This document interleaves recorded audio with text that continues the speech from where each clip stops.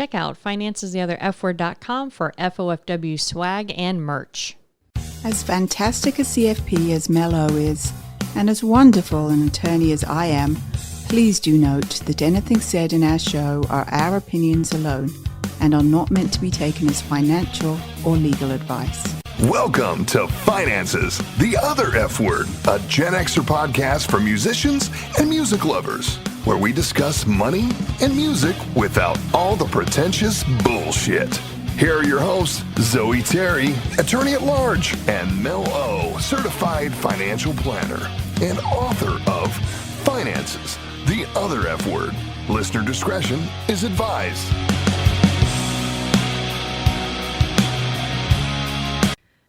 Good morning, everyone. We are finishing our discussion on income redistribution and if it is an actual viable option or not. And we are going to be talking about the goods and bads of it. We are going to be talking about potential outcomes of money in the economy if income redistribution was ever going to become a thing. We are also going to talk about what happened if global income redistribution ever happened, which I can guarantee a lot of you are not going to like that, because when you see how rich we are as comparative to the rest of the world and what that would mean for us to change our lifestyle in order to put everybody on a level playing field, it starts getting a little bit dicey and really nasty. So I'm going to play a super quick song, get my notes pulled up, say hello to everybody in chat. If you have questions, drop them in chat, and then we'll revisit what we covered a little bit on Wednesday so I can kind of remind you where we left off and where we're going today. And I'm going to play some Motorhead. This is kind of a Motorhead eccentric show today. So here's a quick one from Motorhead. So technically Probot, but Lemmy is a Lemmy wherever. So I see a lot of new faces that I've never seen before. And I just want to say hi and thank you for stopping by. If you choose to stick around, today we are talking about income redistribution. Wednesday, we picked up the topic. We talked a lot about different scenarios if there was income redistribution. I'm not a fan of income redistribution. I think it's a horrible name. However, if you are for increased taxes on the rich, then in one form or another, you are for income redistribution because that is one of the vehicles that they use. So on Wednesday, I went through an entire scenario that I created. And are the numbers fallible? Yes. Can you argue me on the numbers because I could not take into context or take into consideration inflation and people's lifespan and population growth and population decline and budget funding and everything like that? Yes, absolutely. I mean, I'm only one person, so I couldn't do that. However, I clearly demonstrated in Wednesday's show that it can be done. It can be done. And if you think in the example that I gave, and you'd have to go back and listen to the replay, if you think it is reasonable to expect that the 1% pay a 30% tax bracket across the board, a tax rate across the board, then the numbers work, my friend. So real quickly, I got Trash in the house, Dream in the house, Linda, Dragon. I'm talking about UBI today as we move through this. Kevin, what's going on? Tabor, DL, and Turd Burglar, what's going on? Kodak is in the house. Frank, pleasure to see you. And let's see. So we got a Kodak referencing a documentary that I will watch as soon as somebody can tell me where I can find it to watch it. So for those of you who are not familiar with the concept of income redistribution is basically exactly what it sounds. It's where you find avenues to take money from the people who make more money and a lot of money, and I can't talk. I've had no caffeine this morning, you guys, so bear with me. Redistribute it to people who are in lower economic classes. Now, when I left on Wednesday, I gave you guys an example that if 75% of the 1.3 million households in the United States were the same household as Gene Simmons, then that would bring in an additional $9 trillion plus dollars, which in my example would fund welfare completely as is, Social Security completely as is, and also my fictitious program that I hypothetically said, what if we gave everyone over 18 in the United States $1,000 a month? Period. Doesn't matter. Doesn't matter what you're doing. We're giving you $1,000 a month. That would cost, based on information from 2021, because you want to keep everything in context, $3.069 trillion. However, in the example I gave of if 75% of the richest households in America were making $34 million a year, like Gene Simmons is estimated to make, paying 30%, that would generate $9 trillion, which would mean that we would have a surplus, in my example, going into the budget of over $4 trillion. Now, as we're talking about millions, billions, and trillions, so I want you guys to be able to visualize it because it's very hard to visualize numbers. So I just want to remind you, 1 million seconds is 12 days ago. So 1 million seconds is a vacation. Okay. 1 billion seconds is 30 years. That's a career. Okay. So 1 million seconds equals equal to a vacation in our time. 1 billion seconds is equal to a career. 1 trillion seconds is equal to 30,000 years, which is longer than human civilization. So when I say millions and billions and trillions, I want you to understand and be able to visualize it, because when we talk about heavy duty numbers like this, and I get confused on them too, and I have to be like, wait a minute, is that a trillion or a billion?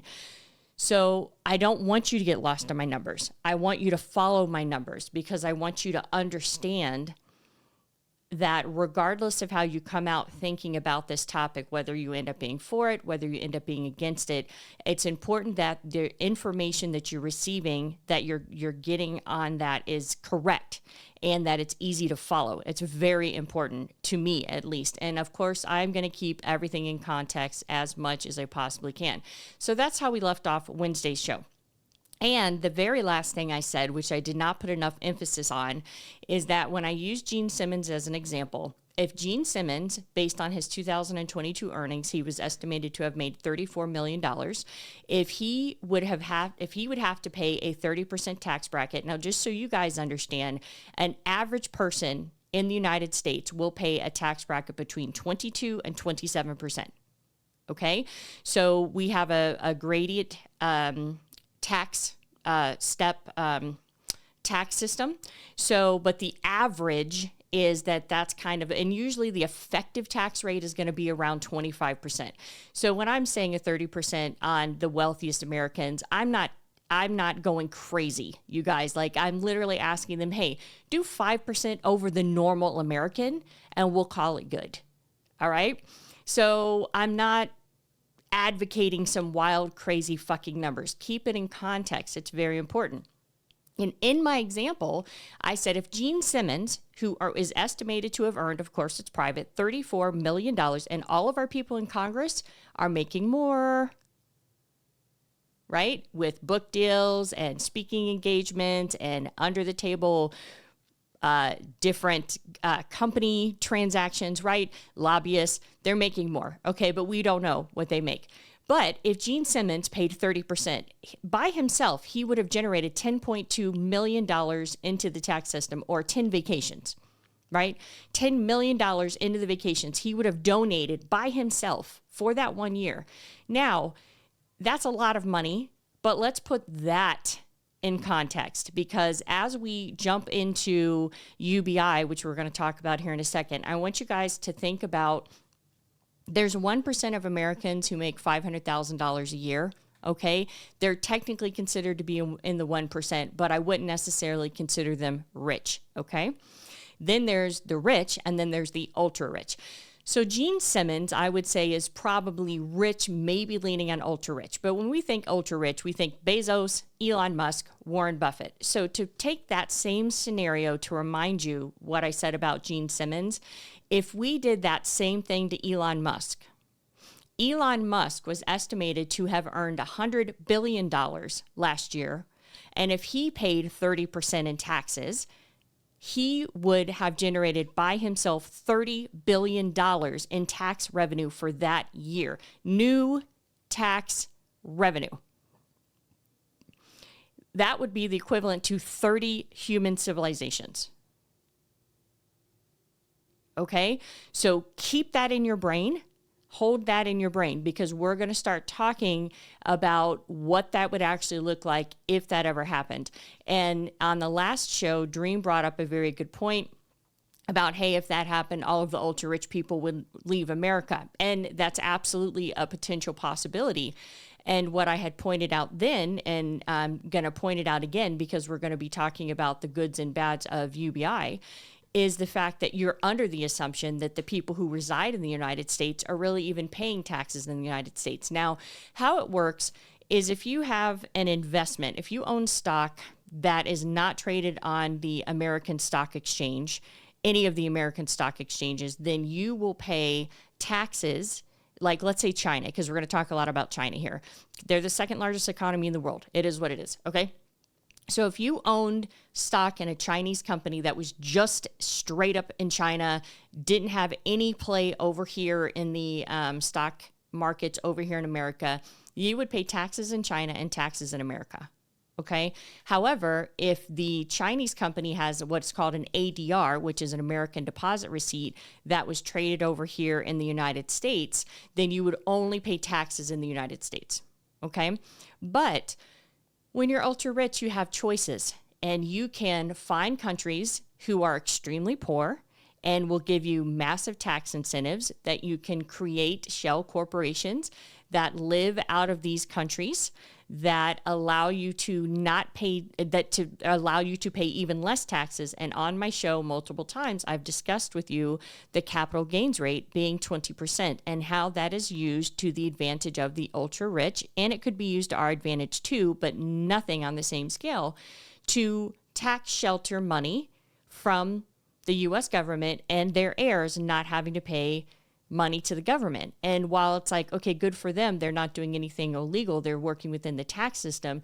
But then what that means is that the burden of funding any program that's in existence that's within the United States budget right now falls on us. And I don't care what party you subscribe to, Republican or Democrat, that's not right.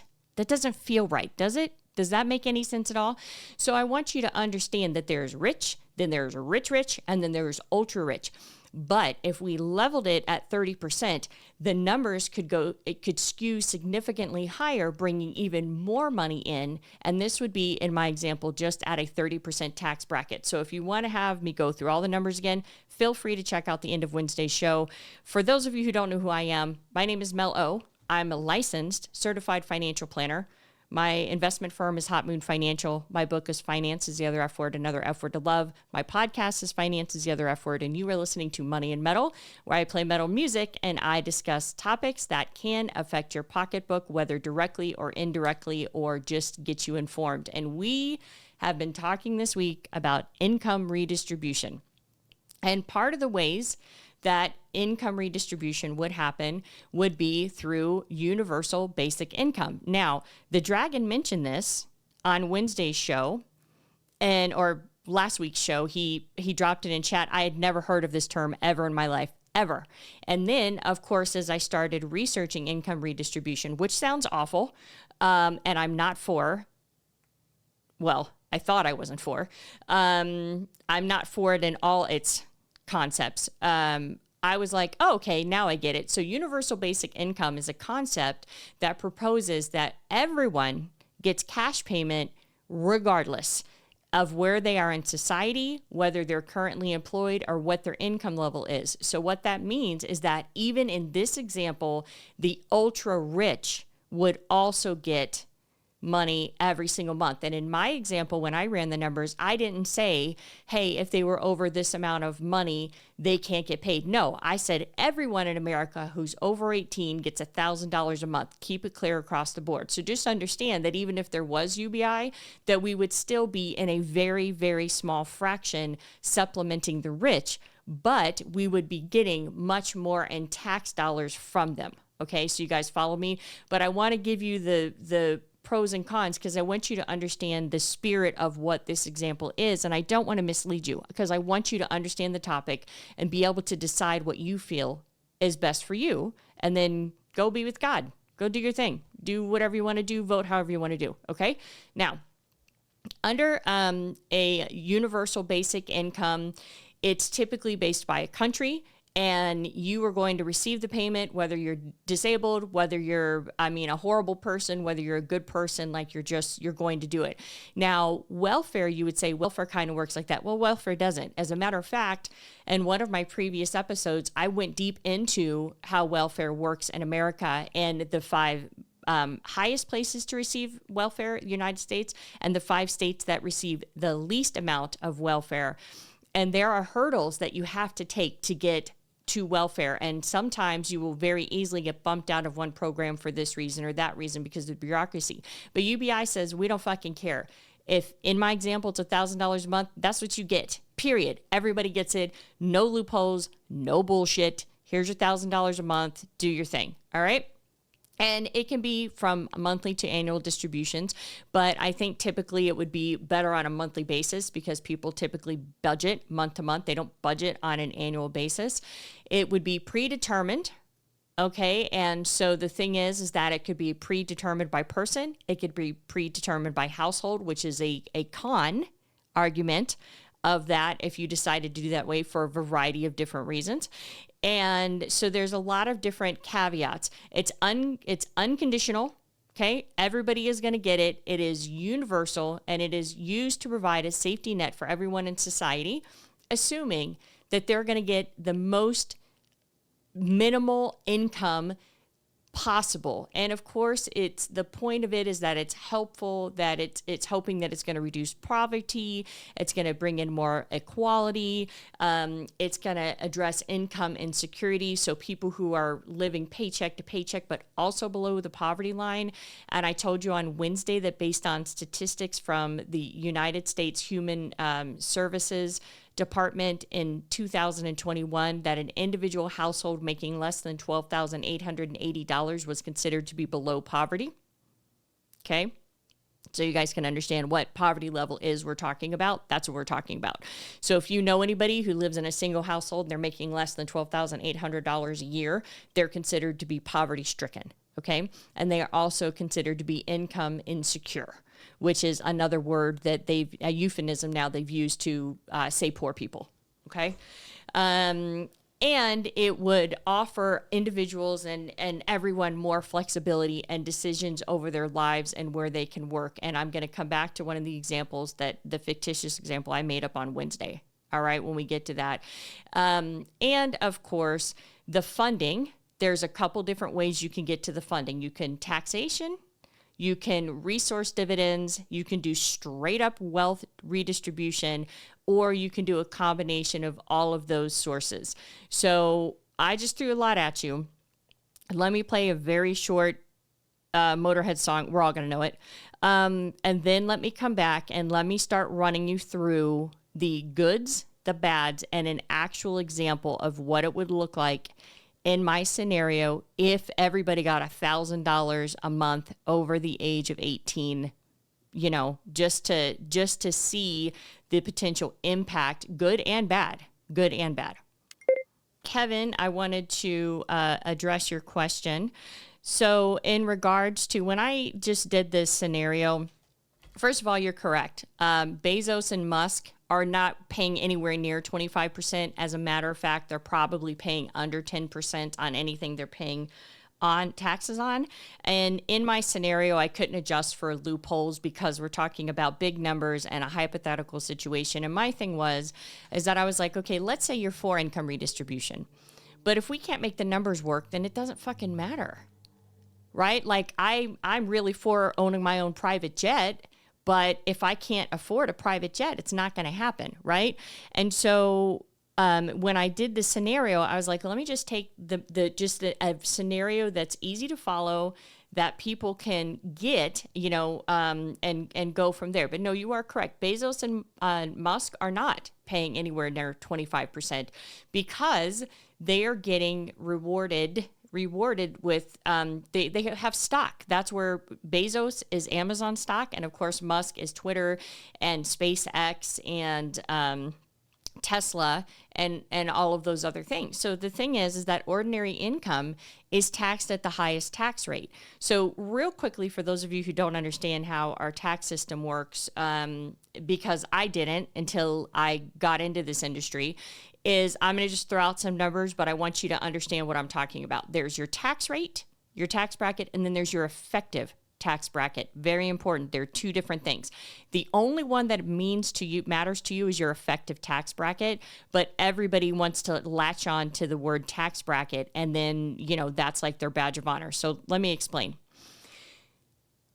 In a stair-step tax system, let's say you earn under $10,000, okay? Then you would, and this is an example, I'm not giving you exact numbers. I'm not a CPA. Don't take this to the bank. Stay with me. All right. So basically what would happen is if you earned $10,000 or below, that money would not be taxed at all. Then if you earn $10,001 to $19,999, you would be taxed at, say, 10%. So if you made $20,000 in income, your first $10,000 would not be taxed, because your first $0 to $10,000 is not taxed. However, your $10,001 to $19,999 would be taxed at 10%. So technically, in my example, not solving for the little leftover number because my numbers aren't exact, you would have a tax bracket of 10% with an effective tax rate of less. Because of 5%, because the first $10,000 you earned, you actually didn't pay taxes on. So your tax bracket is 10%, but effectively you did not pay taxes on all of that money. Do you guys feel what I'm saying? So as you move and earn money and you move through the tax steps, and it depends on if you're single, it depends on if you're head of household, it depends on if you're married. As you move through the tax system, you have a blended tax rate, or what's called an effective tax rate. And so the thing is that most people's effective tax rate is right around 22 to 25%, so call it 23% on average. But of course, as you earn more money, then what happens is that you are going to pay higher taxes on the the top of your earnings pyramid, if you understand what I'm saying, if you can get the visual. I'm trying to give you guys visualizations because I know it's hard for people to wrap their mind around numbers sometimes. So the point is that Bezos and Musk and everyone else, they're using the capital gains rate, which is 20%, and that's what they're using to get their money, because they don't need to make income if they have the assets to sell and pay a tax rate of 20%, which they can offset with write-offs and other things. They're going to effectively be paying less than us. Our effective tax rate will be higher. So do you guys kind of feel what I'm saying there? So with a universal basic income, we've already talked about how everybody would get the same amount regardless of what goes on. And there's a couple different ways that you can look at paying it. One of them I explored on Wednesday's episode. Again, if you want to hear that in detail, in painstaking detail and numbers, listen to Wednesday's show.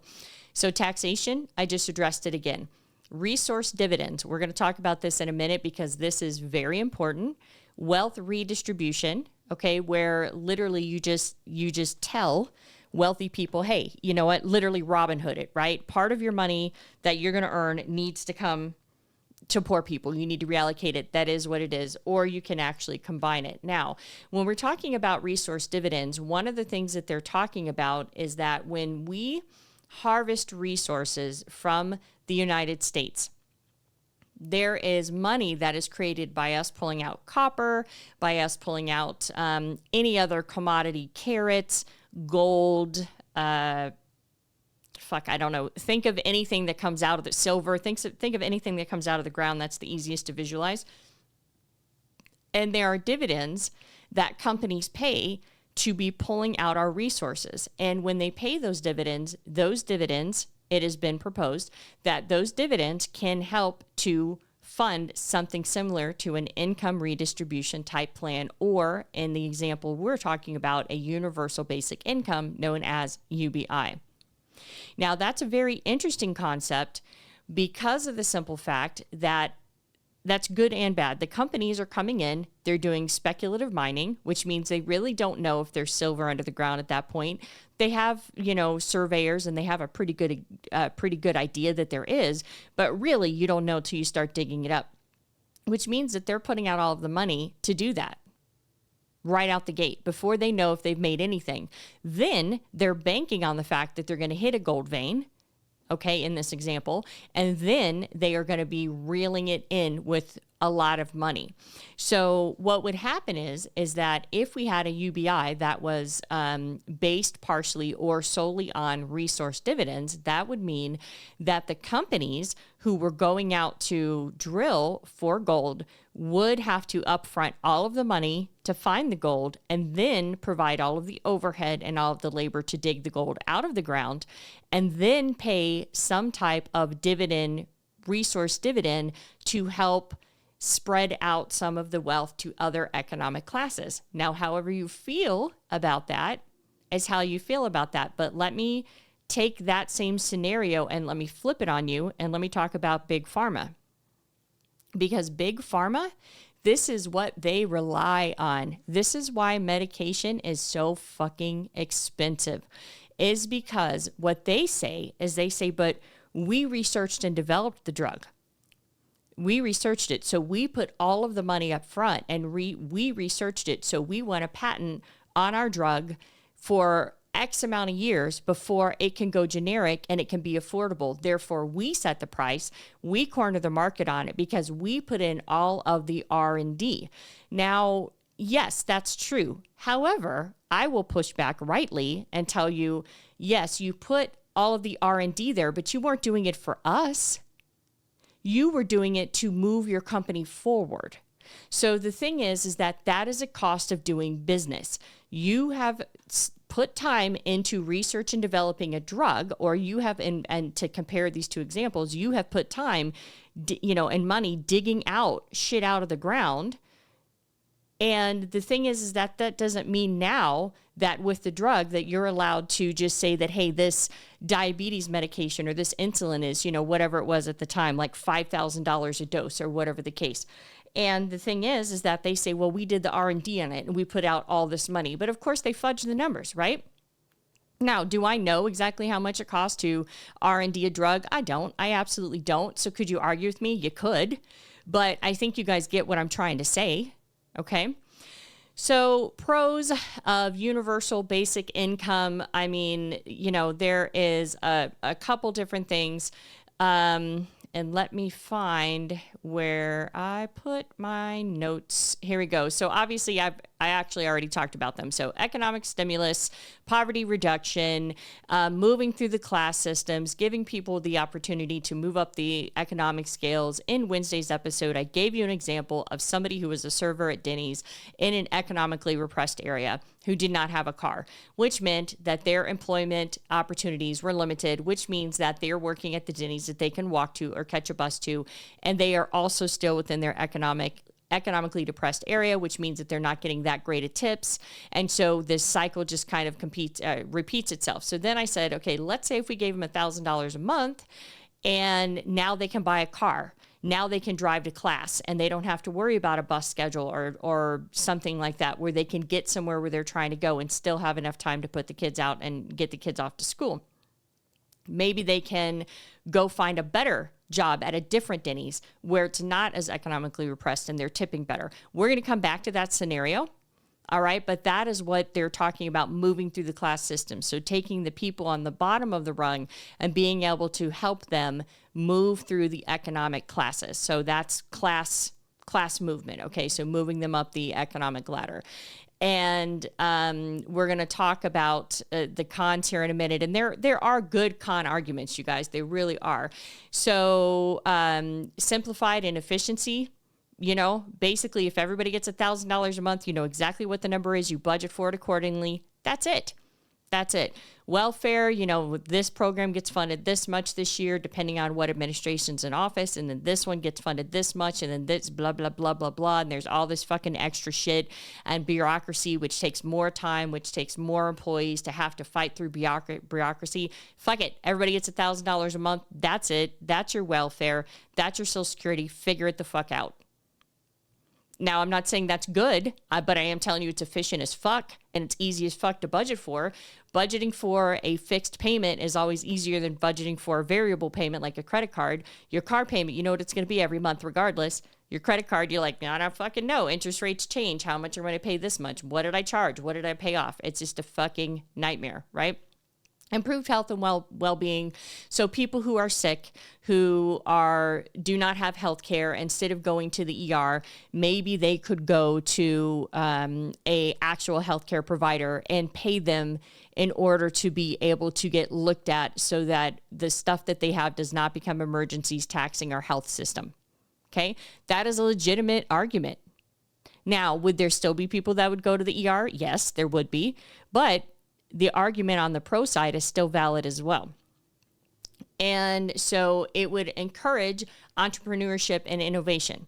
So people are saying, look, if people have some seed money, maybe they would take the chance and do that job or launch that business that they always wanted to launch. So I can tell you, having started a business, that having an extra $1,000 a month coming in at the time would have made it a fuck ton easier than it was, and would have greatly helped offset the cost of it. So maybe what we would see is we would see people that are extremely smart, that have cutting edge ideas, but they can't get to market because they're too fucking broke. Okay? So it could encourage innovation. It could encourage entrepreneurship. That's a valid argument. That's a valid pro argument. It would also push the price of wages up. So one of the things that I was kind of thinking, kind of pie in the sky in my head, is like, okay, if I was making $1,000 a month, basically I'm flipping burgers for a living. If I make $1,000 a month from UBI, which is from the government, it is, call it what it is. It's universal basic income provided by the government. And I can make more money doing that. I'm not going to go flip burgers anymore. Fuck that. Burger King can fuck off, right? So the thing is that if Burger King as a company wants to stay open, they would have to pay more to their employees for doing entry-level jobs. Walmart, same thing. And Walmart is the biggest employer in the United States. And Walmart is known for their price points. That's what they sell on, meaning that they usually have the cheapest, not the best selection or not the freshest selection, but the cheapest selection of grocery items and other clothing items you can find there. So if in the event that people decided that they could make more money off of getting the UBI versus going into work and dealing with some bullshit, would they demand higher wages? They absolutely would. They absolutely would. So does that mean that we could eliminate the minimum wage? Because that would be a good fucking trade-off. However, then we still open the door for the minimum wage goes away. Now there's people that are still being dicks to their employees, and it's a whole thing. But just as I'm thinking through this scenario, what could this possibly look like? What is everything good and bad that I can think of in my fucking brain to put out there and present as a argument for and against, okay? And then the social equity, which we talked about, basically for, Black and brown people, maybe for people who are not. I mean, there's people in our society in the United States that are just not smart. And I don't mean that as a slam against anyone. I'm being legitimate. There are some people that are not born with the cognitive ability to do anything besides flip burgers. They just don't have the mental capacity. I'm never going to be a brain surgeon, okay? I'm never going to be a cosmologist where I can look at Saturn and figure out any of the fucking numbers from here to Saturn or how long the telescope would get there and complex formulas. That's not me, you guys. And if we were in a society where it was all Neil deGrasse Tysons and us, we'd look like fucking idiots. because we would be the people that would be flipping the burgers, because we just don't have that capacity. We don't have the mental capacity. So I think we labor under the delusion that everybody in the United States can do what we do because we're doing it. And I've been partial to that bias too. And that's just not true. That's just not true. We are not all equal in our physical and mental capacities. We're just not. Okay? So it would increase the social equity. So now let's talk about the cons of it. So the biggest con is it's going to be too expensive. It's going to be too expensive. And that's why, and of course, that's the first thing I thought of too. And that's why, let me sit and look at the numbers. Is it going to be that expensive? Like, could we really not fund this? I mean, is that, because if that's the case, that should be the last nail in the coffin. It should be like, it's going to be too much to, I can't go buy a fucking yacht right now. It's too expensive. That's done. The conversation is done. You know what I mean? But could the United States do it? Yes. Yes, I proved with the numbers they absolutely could do it. It will never get passed. It will never happen in the United States, but it could do it. It could. So we're going to, I know, again, this is a lot of stuff. Let me play another quick song by Motorhead. Let me come back and let me get into the cons, and then let me get into how it ripples through, and let me catch up on chat, because this is a heavy topic, and I don't want to give you guys so much information that your brain checks out and you're just like, fuck it, I'm over this. I need to go look at something fun. So let me play a quick song and we're going to come back. So Trash is bringing up a good point that I'm getting ready to transition into right now. And we are going to touch on, when I give the example of how it could move through an economy, you're going to start getting a taste of all of the good and bad that can actually happen for this. But Trash legitimately asked, would UBI push up the price of regular goods services and we'd end up in the same place like a landlord with $1,000 a month apartment? Wouldn't he increase the rent? He absolutely would. He absolutely would. And that's called inflation. And so that is a very good con argument for UBI. And there's a lot of other good con arguments for UBI. But what this is going to come down to is it's going to come down to, what do you feel is right? And I don't really care what you feel is right, because I'm not here to make you feel like I feel. I'm here to give you as much of a balanced argument as I can, and then you decide how you feel. But at least you'll be educated. At least you won't be out there spouting out some bullshit and then trying to pass it off as your point of view. Just own it and be like, yeah, I'm for this or I'm against it. Like I said, capital punishment, I'm still 100% for. Financially, it's way more expensive, and it's more of a cost on the United States budget and the tax system and all that stuff. But am I still for it? I'm absolutely still for it. But I can't argue finances anymore because that's a bullshit argument. But I still feel that I'm okay with capital punishment, therefore I am. So that's all I want for you guys, right? I just want you to feel however you feel, but be educated and understand both sides. So let's talk about the cons, because there's some really good valid points in here. So cost and funding. All right. So on a large scale, to do this, in my example, where it'd be like $1,000 a month for everybody over 18 in the United States, that's going to be a big financial burden. When I ran the numbers based on the 2021 population statistics, that would put that fictitious program at a cost of $3.096 billion or 3.069, whatever, over trillion, not billion, $1 trillion. So that basically 3 human civilizations worth of burden on our budget. And if we did not do any adjustments to the tax brackets of the rich and the ultra rich, then we would be extremely strapped to do that. There's no way we could do it. And that would be burdensome. And then if you try to do that every single year after year after year, well, people have more babies, right? And then more people die, and then people live longer. We've already talked about what's happening to the Social Security system with the boomers hitting the Social Security system in waves as they are, and how it is going to modify the payments that we get.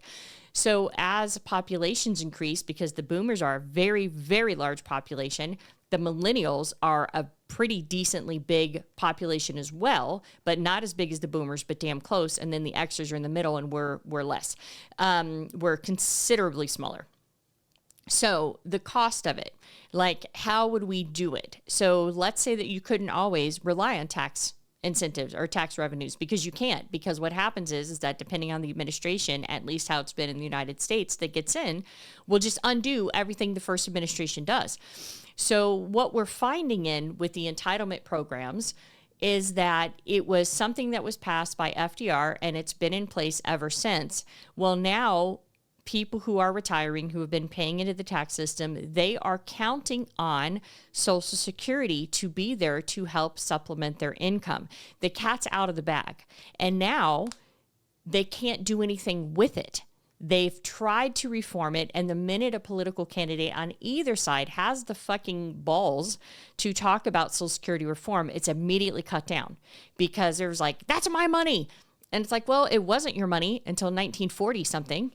But okay, all right, it's your money now, I guess. And because of that, we're dragging entitlement programs through year after year after year after year of our budget. So if we were to implement a UBI, that's another entitlement program. Now, could it get rid of welfare and Social Security? Yes, it absolutely could, but it's still an entitlement program. Even if we got rid of welfare because of it, and even if we got rid of Social Security, that would be an entitlement program that would be built into the budget that would have to be appropriated for every single year. And if we can't rely on tax revenues, that means that we need to reduce spending in other areas, which we know both sides of the aisle are shit at this, because when you're talking about the aisle, it just depends on, it's not about reducing spending, it's about what you believe money should be spent on. That's what the conversation's about, because it's not reducing overall everyone. It's like, no, you can't cut it here, but you should cut it here, and vice versa. It just depends on who's the one saying it, right? So reducing spending is fucking pointless in the United States because they all got their head up their ass, all right? So disincentive to work. All right, we've talked about this before, and people say, hey, if you could sit around on your ass and get $1,000 a month, why would you go to work? Yeah, that's valid. But I think, and people have been arguing that with welfare ever since it came out, but I think that there are people who would get $1,000 a month and be completely satisfied living in a trailer, eating their mayonnaise sandwiches, okay? And they would be completely satisfied with their life like that forever. But I think that it is biased to assume that everyone would be okay with living in a trailer, eating mayonnaise sandwiches, and would not take that $1,000 and try to reinvest it in themselves or family to build wealth for themselves or their family or a generational wealth. So when we talk about disincentive to work, yes, that's a valid argument. How much would it actually affect? I don't know, because when I did my episode, like I was always raised, oh, all these people sit around on welfare and pop out babies and they get all this money. But if you remember the episode I did like 2 weeks ago, we talked about one of the states that if you had a family of 3, the most welfare benefits you could get was like $250 a month, you guys. Right? So not every state is just fucking bending over and giving people, who are not working money in welfare. So that's a misnomer. We need to stop saying that shit, because until you look at it and you did the research, and I have all my resources if you ever want them, email me at mel@finances, plural, finances, the other F word.com, and I will send them to you, and you can deep dive into these topics yourself and see exactly where I got my information, et cetera, et cetera, et cetera. So the point is that yes, could it de-incentivize people to work? It absolutely could. Do we really know the breadth of what that would be? No, we don't. And so you either believe people will choose to be lazy if they have the opportunity, or that not everybody will choose to be lazy. And that's going to be a moral judgment that you make that has nothing to do with the numbers. So let's move on. Inflation and market disruption. So this is exactly what Trash was referring to. Kevin, I did answer Kevin's questions. I'm sorry. All of a sudden I was like, fuck, I forgot to address Kevin's question. So for that example, Kevin, it was 30% across the board. I didn't worry about loopholes and any of that bullshit. I just assumed that if there was a magic wand and everybody had to pay 30%, what it would do. So inflation and market disruption. Okay. So the addition, anytime you have stimulus that comes into an economy, inflation is a concern. So we just went through that. We came off so much fucking stimulus that we've had coming into the economy over years and years and years. And then we had COVID hit, we had more stimulus come into the economy, and the Fed held interest rates down for so long. And then they were like, oh shit, we are on track for a massive inflation. We need to start raising interest rates fast. And for those of you who have been following my show, I've talked about that to death. So you know what that means. You know what I'm saying to you. We'll address it again in the future, but not right here, right now. So if you stimulate the economy with everyone getting $1,000 a month, would you expect rents to go up? Yeah, you could. Would you expect housing prices to go up? Yes, but there's another argument to that. But yes, you could expect that. Would you expect that maybe your goods and services at Walmart, for example, that you might be buying a bag of oranges for $10? Yes. However, let's take that to a different side of the argument. If everybody's making $1,000 and Walmart has to pay their employees more, meaning that Walmart is going to pay there's going to raise their prices. Okay, totally valid argument. However, what happens if 50% of the United States can now afford a bag of oranges? And they really like fucking oranges. And then everybody starts buying oranges. That is going to push, provided that the supply is still there, that is going to push the price down. So there's this weird teeter-totter that can happen where, yes, things would expect to get more expensive. And there will always be some goods and services that will stay at an elevated price. And I talked about correlation. I talked about all this stuff on my show before. But the thing is that then there becomes a point where if there's so much supply because people like something, it starts bringing the price of the product down. And so then you could even take it a step further and you could go, okay, well, in my bag of oranges example, doesn't that mean that the orange growers would then need to hire more people to pick the oranges and take care of the oranges and maybe find different ways to produce bigger, larger, more oranges from one tree than in the past? Absolutely. That's also part of it. So the thing is that it's never a one-sided argument. So if you really believe something in your head 100% and you really have not researched the topic, I would really push back on you and tell you that you need to research it because everything ebbs and flows. Life happens, all right? So it could also disrupt markets. So if, for example, everything kind of has its place right now in the market. So right now, Amazon is the big deal, right? Amazon is everybody uses Amazon. Amazon is the biggest well-known company that when you think of big companies, you think of billionaires, you think of the success story of Amazon. Could something like this bring other innovations where somebody could do Amazon, but do Amazon better? And then eventually they disrupt Amazon. And I think Bezos has a quote where he says that he's planning for the eventual end of Amazon because all businesses have cycles. And so could that disrupt stock markets? Could it disrupt markets? It absolutely could. But is that a bad thing? If somebody came up with an Amazon that was cheaper and better and more efficient to Amazon that filled a hole that Amazon was not very good at closing right now, would you be prone to use them if it's going to benefit your pocketbook? Yeah. If they're doing the same thing that Amazon can do and they can do it cheaper, that's a disruptor.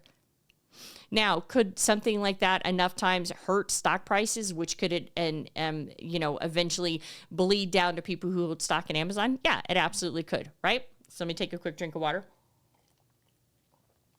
Sorry, the microphone I have is fucking amazing. This style microphone is what Michael Jackson recorded the Thriller album on. So I try to lean back from the microphone because I don't want to be breathing heavy in your ear and how you doing? Stuff like that. So redistribution. Okay. Then the thing is that, well, are we redistributing in the United States or are we redistributing globally, which I'm going to talk about, and you're not going to like it. You're not going to fucking like it because I don't like it. I was like, ooh, yeah. When we're talking about 30% on the rich, absolutely. But we're talking about now us globally lifting everybody up. Yeah. I don't know. That doesn't make me feel good. I don't like it. But again, we could do it. But are you willing to do it? I don't know if I am. That's a moral decision. I don't know if I am, right? affordability and sustainability. And again, this is what I just talked about, like use Social Security as an example, right? People's population ebb and flow all the time. So what we implement now, so like when FDR implemented the New Deal, he didn't know that there was going to be a massive population known as the baby boomers that were going to come through in the very infancy of the Social Security plan system, that were going to live way longer than they were living in 1940, and we're going to tax the system. He had absolutely no idea. But now the cat's out of the bag. It's an entitlement program. It's in the budget. Figure it out, y'all, because it's not fucking going away. If they tried to take Social Security away out of the system now, it would be a fucking revolt. Right? I mean, there's just no way. So potential for rent. So this is exactly what Trash had talked about. Yes. So if people are trying to, if they're living in their trailer and they're paying $500 a month, and now all of a sudden everybody's getting paid $1,000 a month, could the people say, hey, now you have to pay me $1,000 a month, and just basically make null and void? Well, in that case, it wouldn't, because they'd still have $500 left over. But could that null and void the $1,000? Yeah, it absolutely could. And would people do it? Corporate America? Yes, absolutely they would. So again, there would be this is where another of the con arguments is that, hey, we're not addressing Black and brown people inequality, and we're not actually addressing socioeconomic class inequality. And that's 100% true. But I bet if you asked some of those people if they would prefer to get $1,000 a month or let the government continue on their track of right-siding inequality and economic inequality, I bet you they take the money, because we've seen how efficient we've been doing that, and we have not been, if you guys are not following the conversation, right? So potential welfare and state replacement. So they're saying, hey, if we gave everybody UBI, then this is going to replace the means-tested, reliable programs that we have specifically designed to target very specific vulnerable populations. But in order to fall in line with that argument, you have to be under the assumption that the programs are working effectively, and they're not. So again, context, you guys, context is so important. So everything I tell you, I try to keep it in context.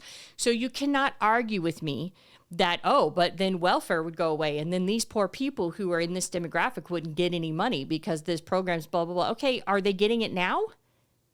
Probably not, motherfucker. So if they're not getting it now, shut the fuck up. That's not an argument. It's not an argument, okay? And then this last one, such bullshit. Social stigma and individual identity. That people, now, this is not very PC. Mental health is very important, okay? And I know that in the last couple decades, mental health has been brought more to the forefront. But what they're saying is that we could damage people's mental health by making them feel that they are reliant on getting money from the government. And I call bullshit. Okay? Maybe, and again, what's the other side of that argument? Maybe that fucking money will help them be able to see somebody to get on meds to help them fight their depression or fight their mental instabilities. But the side of the argument is that, oh, it would give people a social stigma, like welfare or food stamps or whatever the case is. But it would be giving them cold, hard cash that they could utilize and they could go do something with, or maybe they could take care of their physical and mental health, right? So I'm going to play my last song. I'm going to catch up on chat, and then I'm going to give you guys a scenario of how we could, what it would look like if we actually took that through a financial system. And then I will look at exactly how rich the United States is as compared to the rest of the world. So Trash touched on a good point, and he says in 2023 it's normal to spend $2 for a beer at 7-Eleven, and also normal to spend $12 for the same beer at an airport. And that is what the market will allow. And so Super Kitty had talked about that she would not pay $20 for a ham sandwich. And so that all of that is completely correct. At some point, there would be a cap where they could charge amounts of money. Where that cap is, it depends on you. Maybe some people don't have a problem paying $12 for a beer at the airport. And maybe some people would be like, well, how good is the ham sandwich, right? I mean, is it $20 ham or is it like $5 ham wrapped in $20 bread, right? But those are all valid questions that, of course, we can't account for in this scenario. I wish I could, because that would be wonderful to explore. So Trash had floated another idea. It said, what about product services that have low cost of goods sold and labor? And so like, Spotify, Netflix, electricity, etc. Well, it would be kind of the same thing, because technically, I mean, if more people are being able to stream, then more people would be watching the streaming services, which would mean that they would be creating more of their original content, which could, inject and move into the economy. But let's say they didn't. Let's say that they continued producing the same amount of content they're producing now, but they had more revenue coming in. Could they raise the price of it just because the demand is out there? They absolutely could. They absolutely could. And we're seeing that with the URLs right now and the password sharing and all of that stuff. So yes, I mean, all of this is the goods, bads, and the uglies of what could happen from a program that is intent to be beneficial.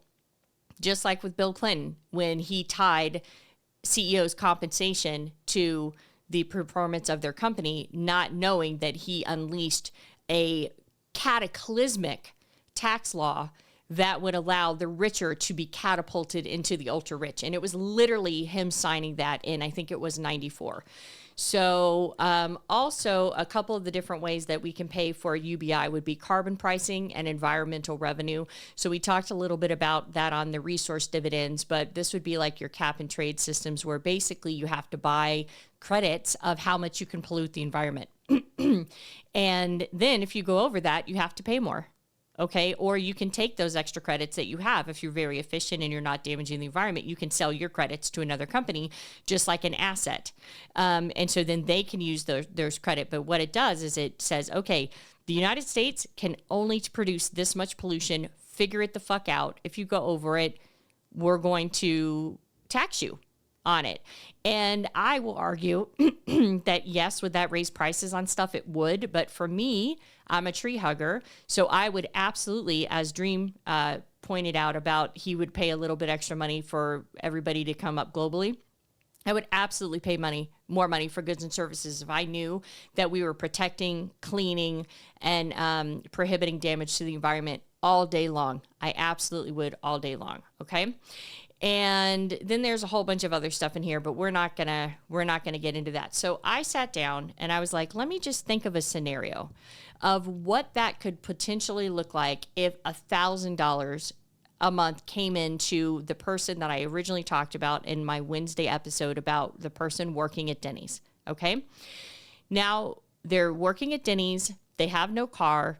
They're walking everywhere. And I just told you that if they did get a car, they could drive to a different Denny's and they could make the, maybe better tips, or they could go to school, or they could get a better job because now they have mobility, which is a big limiting factor for economically repressed areas, is that a lot of people don't have cars, limiting them to the radius in which they can buy things, which means that their grocery store doesn't have to stock the freshest shit, because where are they going to go if they're walking or having to rely on the bus system? We've seen that a lot in Black and brown communities, happens all the time, versus more affluent communities where people have their choice of different grocery stores that they can go to.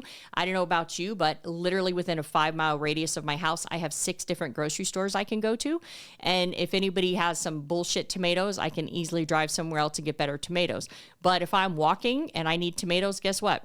That's the fucking tomatoes I'm getting. That's what I'm talking about when we're talking about different types of groceries and things like that. So I was like, okay, well, let's assume nothing changed. Let's assume that the person didn't buy a car. Let's assume that the server at Denny's did not go to a better tipping Denny's. They did not buy a car. They did not go to school. They did not decide to get any different education. They did not decide to change anything, lived in the same place, and didn't buy a dog or nothing, right? Like they just stepped. So what are some of the things that they could do with that $1,000 a month, and how would that impact the economy, thus impact you and I's wallet, okay? But remember, in my scenario, you're also getting $1,000 a month, okay? So it's not just these guys getting $1,000 a month.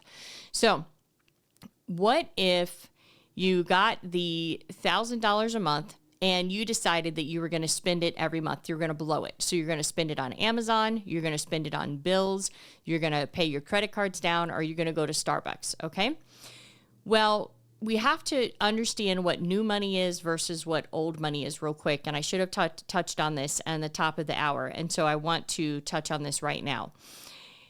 If you have a scenario where, let's say that there's a bakery, okay, and a little kid comes with a rock and breaks the window to the bakery. And now to replace that window, it costs $250. So now the owner of the bakery has to go and take $250, and he has to go to a window replacement company and now spend that $250. And because he did that, they were able to either hire another employee, or they were able to pay down their debt a little bit, or he was able to go buy his wife something really nice with that $250. And then his wife, now she wants to go out to dinner. So now they go out to dinner. And so the thing is that that's how money gets spent over and over in an economy. And I've told you that the estimation is that each dollar gets spent over 7 times. Well, if you think about that scenario, you would think about the fact that, wow, that was new money created. No, it wasn't, because the bakery would have had the $250 anyways, plus a complete window. So there was nothing new generated. All it was moved around. So that $250 got moved from him being able to buy more dough for his bakery to going to a window producer, but no new money got generated. In my example, when I'm talking about increasing tax revenues, that's new money. That's new money that was currently not in the system. Now, and if the ultra rich were taking and spending all of their money all the time, then it wouldn't be considered new money, because instead of buying another yacht, they would just be paying it on taxes. But we know that they're not, because there's a tipping point where you get so rich that you become ultra rich that you have so much money that you don't have to do shit ever again to do anything. And you will have enough money for your family for generations and generations and generations. And you just fucking run out of shit to buy. Once you're buying islands, motherfucker, you're going to buy a country next. And then what the fuck are you going to do? You're done, right? You're done. At least as our society is now, you could argue, what about space, blah, blah, blah. I'm not going to get into all that shit, but you understand what I'm telling you. But in my scenario, tax revenues, in my example, would be new money into the system, okay? So this person has gotten this $1,000. They've never had this $1,000 before, all right? So they spend it on Amazon, they spend it on credit cards, whatever the case is. And so they end up spending more money. And maybe they're going to TJ Maxx, or maybe they're going to Walmart and they're buying new wardrobes. And so what that means is that more people have to make the clothes. And I'm going to touch on China in a minute, so don't get ahead of me, okay? So there's more workers now that have to work in Walmart, assuming that they will still work in Walmart at the salary range that they're getting, and that Walmart would not have to pay them more, right? So this is where I'm saying it's good and bad. It depends on where it tips, okay? So now these people with $1,000 a month are going to Walmart. They're buying clothes, which means that they need more checkers, or they need more self-checkouts. And then that means that more people are going to be needed to make the clothes, which means that more materials are going to be needed to make those clothes, which means that more materials are going to have to be harvested, from sheep and, whatever the fuck. And so that is going to have a ripple effect that is going to extend out. When people buy more, this is what happened in the baby boomer generation. They got caught up in their own hype. They hit a system, and everybody needed stuff. There was a ginormous population hitting the system that were getting married, and they needed a house, and they needed a car, and they needed bedroom furniture, and they needed, plants for their yard, and they needed clothes, and they needed baby stuff and diapers and formula and yit. Okay? So what happened is that they created their own economic boom, plus just their favorable time in history, right? So they created a lot of their own success. And then there was inventions and change in investment technology, which helped catapult them to even more success. And so that's what we see happen in the baby boomer generation.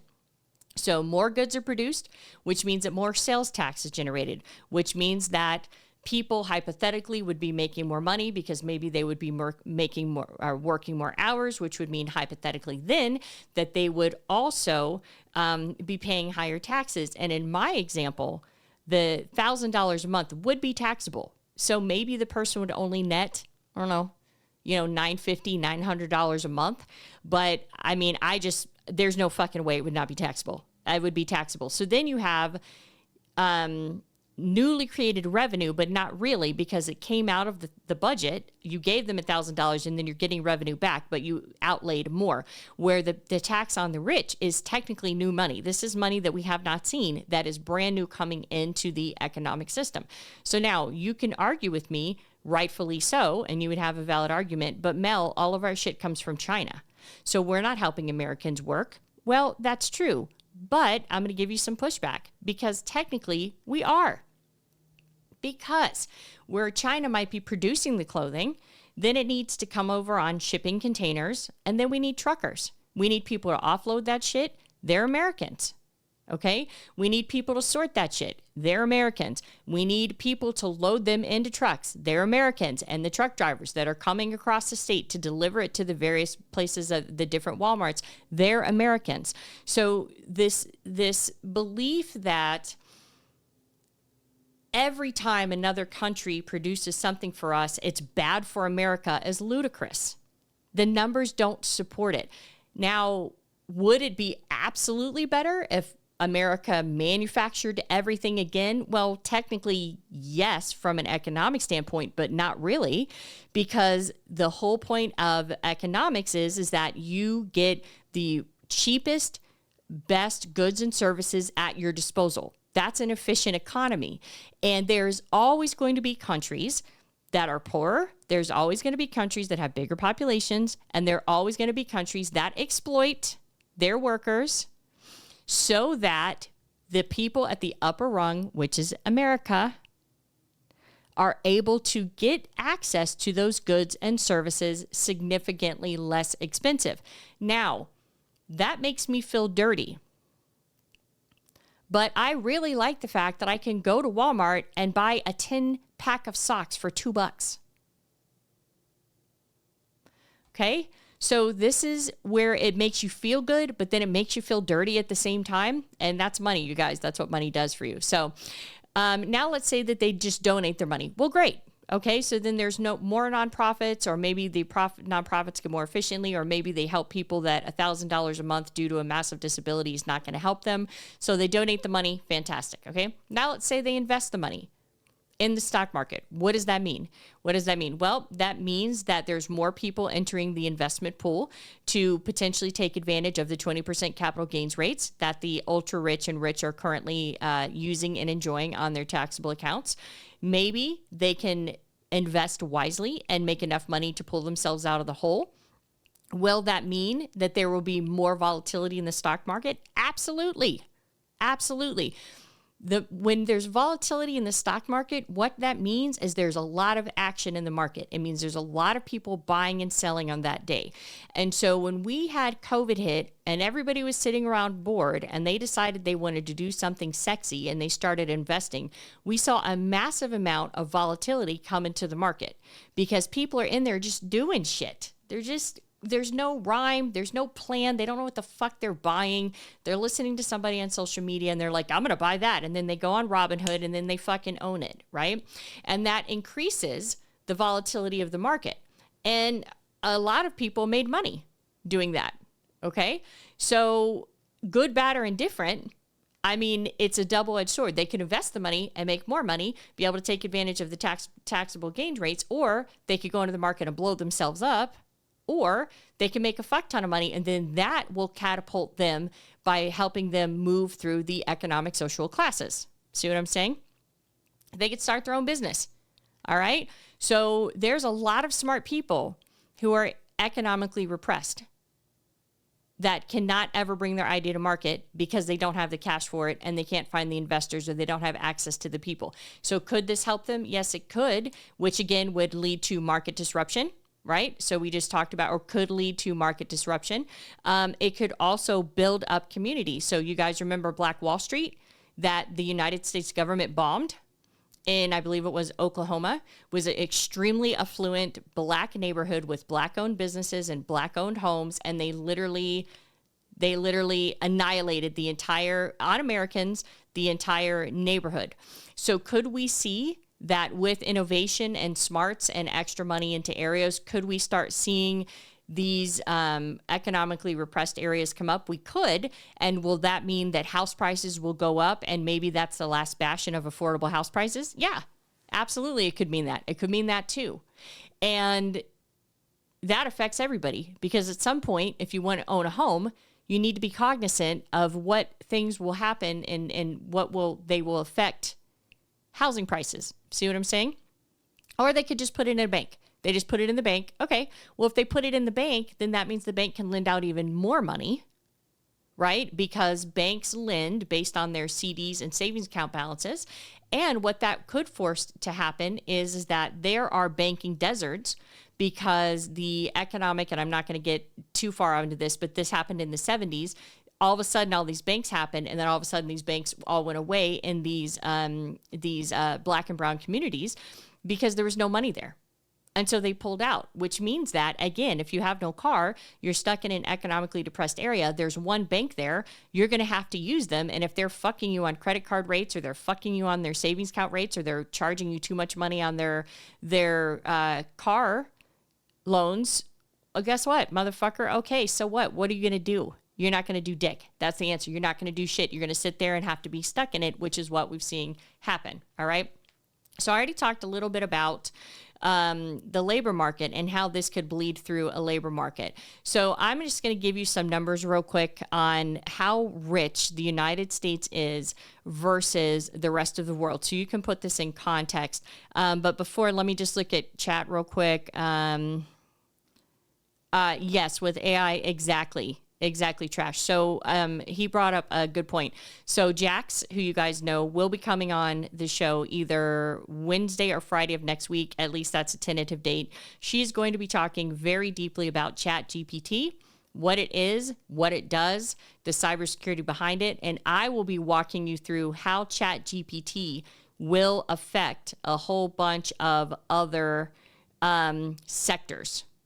Okay, so, but I don't know exactly what date is, so be waiting for that. Oh, hey, Art, how are you doing, babe? Let's see, Munster, by the ocean. Yeah, bottom of the ocean. That sounds like a good thing. You're right, and I'm a Trekkie, Leslie, so they did solve all that stuff. Yes, we should do Star Trek. But remember in that episode, well, you know what, I'm not even going to say anything. We'll leave that for another day. Hopefully round trip back to labor class to be absorbed with work done. AI robots. Yes. And that true. China manufacturing self-driving cars. Yeah. And that's a big disruptor that's going on, because right now semis haven't been replaced with self-driving stuff, but it's coming. Self-driving semi-trucks, motherfuckers, are coming, and they get paid a lot of fucking money.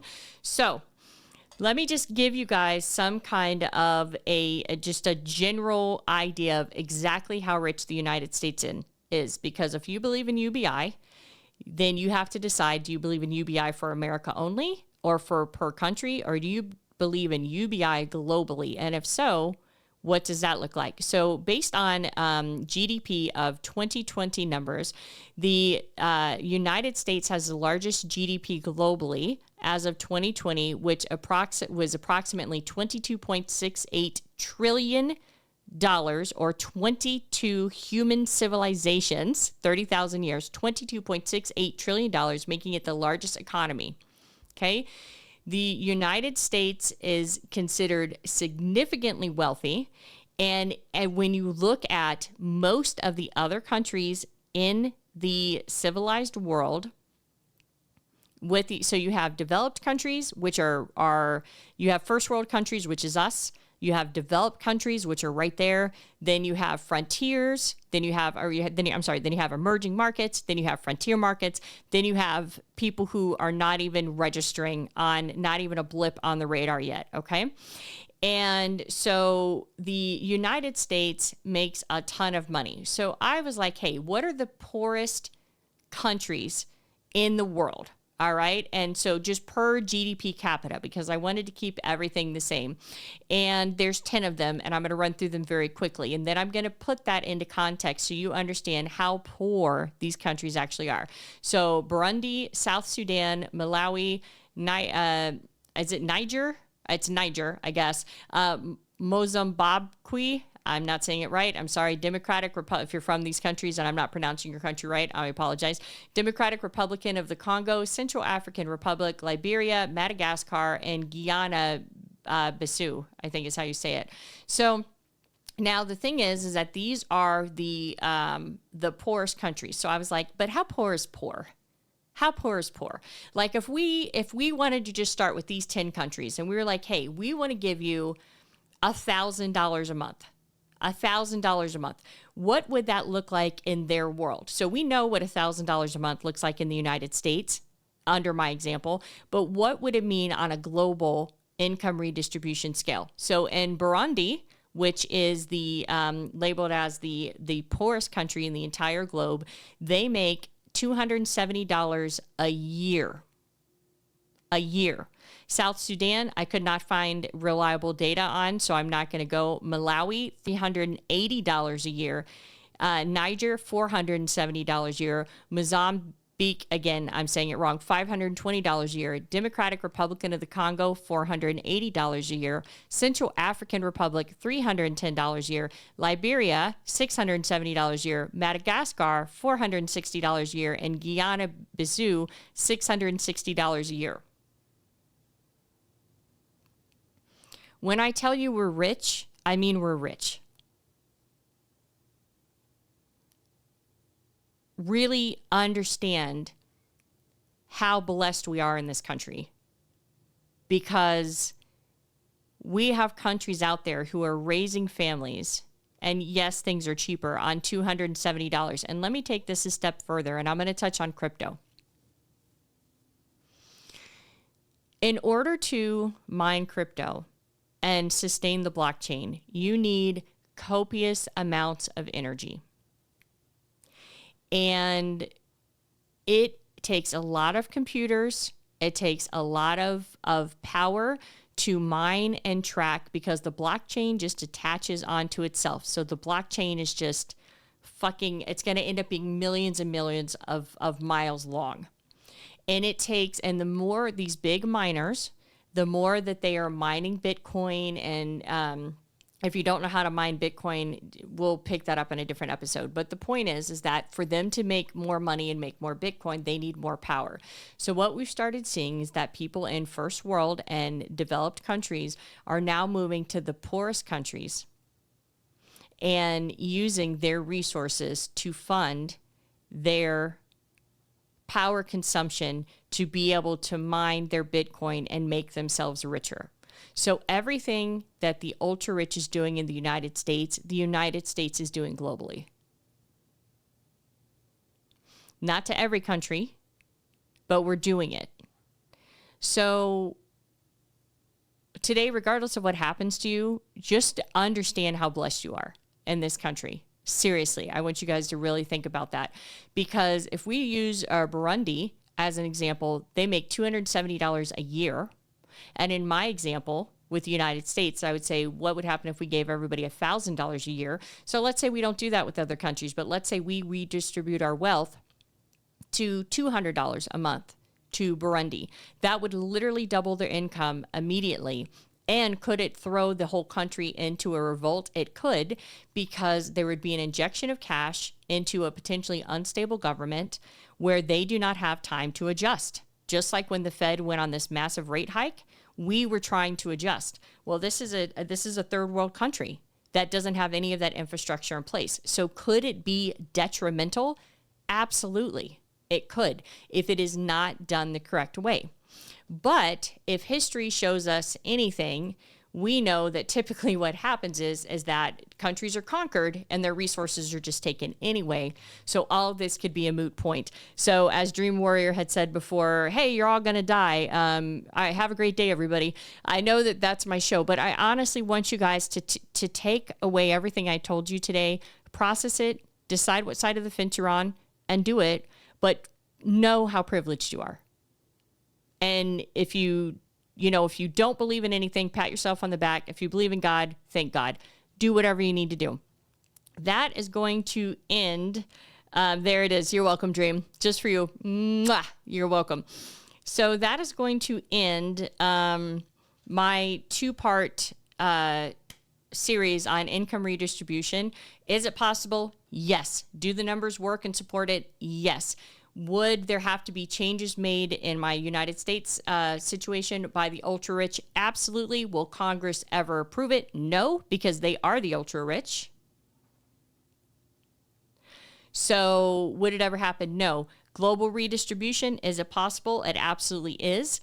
But what's happening is that there's always going to be countries that are going to be poorer, and there's always going to be people who take advantage of it. And in my example, I gave you a crypto mining example because it's the least inflammatory example I could think of versus like oil in the United States and stuff like that. So I appreciate you guys hanging out with me. I know that this was a longer show, and I appreciate you guys being so open to hearing both sides, because you guys know in our society, we are very partisan. And I'm just so happy that I have listeners who care enough about understanding topics that they will allow their belief systems to be challenged. Now, one of the shows that's coming up, and I keep teasing this, but it's not a teaser. It's that to be honest with you, I'm terrified to address it. But I've already addressed it on Finances, the Other F Word, is the farming subsidies here in the United States. And you can't talk shit about farmers, but I'm going to talk shit about farmers. Not about farmers themselves, but about the subsidies that they get, because what we pay will surprise you. But that's another thing, just like Social Security, no politician can reform because you can't talk shit about farmers. They feed America and most of the globe, to be quite honest with you. So you can't do it. But if you look at the numbers, numbers don't really support it. Don't really support the subsidies anymore, not all the subsidies anymore. And that is going to be a topic that is going to be very interesting for me to cover, and it will require me to make sure I got all my ducks in a row before I open that can of worms. But be open to it, because it's a thing. It really happens. One last comment. Oh, okay. Yes. No, he is a farmer, Dream, but I don't think he listens to my show anymore. So you are correct. And my job, I'm not trying to insult any farmers or police officers or anything like that, but bullshit walks when you look at the numbers. And if the numbers are supporting programs that are not yielding what they're supposed to yield, they need to be modified, period. Social Security needs to be reformed, period. I don't care what age you are. The numbers tell us that Social Security needs to be reformed. We are playing with a different deck of circumstances than we were when Social Security was first introduced. Period. It needs to be reformed. That's it. So like it or lump it. That's how it is. I appreciate you guys hanging out for me and being able to, just hang out with me and hear my thoughts and my research. Again, if you want any of the resources, feel free to hit me up at Mel@Finances, the Other F Word, and I will send you .com, and I will send you all of my resources. I appreciate you guys hanging out. Have a great weekend. Have a great Friday, and I will see you guys on your show. And with that, AMP, I appreciate and love you guys. I'm out. This bitch.